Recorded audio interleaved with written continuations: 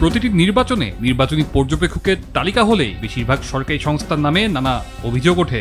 অনুসন্ধানে উঠে আসে তাদের বেশিরভাগেরই নির্বাচন পর্যবেক্ষণের কোনো অভিজ্ঞতা বা দক্ষতা নেই, কিংবা এমন অনেক প্রতিষ্ঠানের হদিস মেলে যাদের কোনো অফিসও নেই। কিন্তু তারপরও কেন এসব প্রতিষ্ঠান নির্বাচনে পর্যবেক্ষক হতে চায়?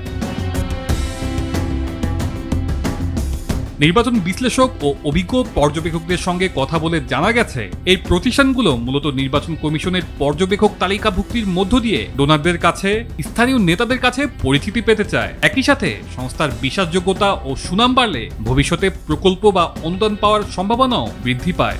নির্বাচনকালীন ছোট ফান্ড পেলে তার বেশিরভাগ খরচ না করে কিভাবে নামেমাত্র প্রতিবেদন দেওয়া যায় সেই চেষ্টাই তাদের থাকে। এমনকি তাদের কেউ কেউ আবার নির্বাচন পর্যবেক্ষকের মতো গুরুত্বপূর্ণ দায়িত্বটাকে উপভোগ করার বিষয় হিসেবে গণ্য করে পর্যবেক্ষকের তালিকায় নাম লেখাতে চান। প্রশ্ন হচ্ছে, নির্বাচনে পর্যবেক্ষকদের মূল দায়িত্বটাই বাকি?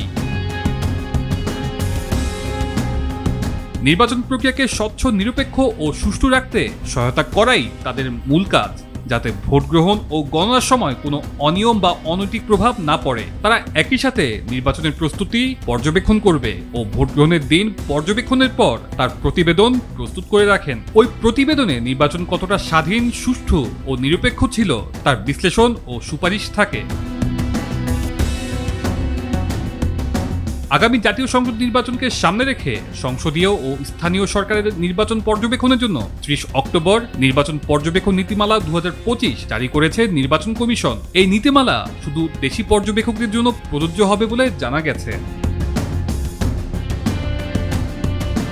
নির্বাচন কমিশন থেকে এ পর্যন্ত 73টি আগ্রহী প্রতিষ্ঠানের তালিকা করা হলেও সেটা এখনো চূড়ান্ত নয় বলেও জানানো হয়েছে। যদিও এই তালিকা প্রকাশের পরপরই এটি নিয়ে অনেক আলোচনা ও সমালোচনা চলছে।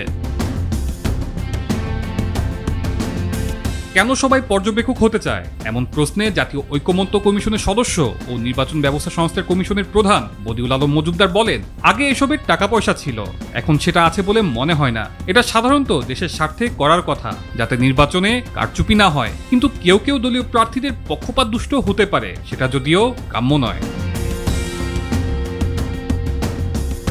তবে সব আলোচনা ছাপিয়ে প্রশ্ন আসছে, নির্বাচনের পর্যবেক্ষণের দায়িত্ব পাওয়া সংস্থাগুলো শেষ পর্যন্ত ঠিক কতটা দায়িত্বের সাথে তাদের কাজ শেষ করে, আর সেটাই এখন দেখার বিষয়। তানজিলুর রহমান তুষার, বৈশাখী সংবাদ, ঢাকা।